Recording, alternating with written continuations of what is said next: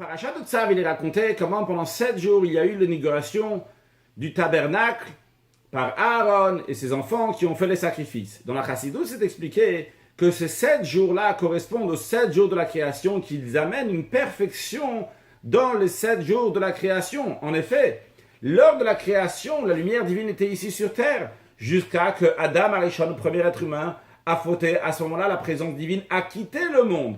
Eh bien, lorsque le peuple juif a construit le tabernacle et il y a eu l'inauguration du tabernacle pendant ces 7 jours-là, on est revenu à la perfection qu'il y avait au début de la création. Cette lumière divine qui existait dans le monde, à nouveau a résidé dans le monde. Mais on n'est pas encore arrivé au but. Le but, c'est la lumière divine qu'il va y avoir lorsque Mashiach va venir.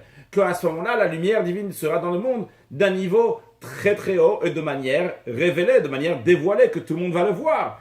C'est la raison aussi pour laquelle, que bien que dans la paracha de Tzav, on a les 7 jours d'inauguration du tabernacle, mais après, on passe au Yom HaShmini, la paracha suivante qui est le 8e jour. Le chiffre 7 représente la nature, le chiffre 8 représente le surnaturel.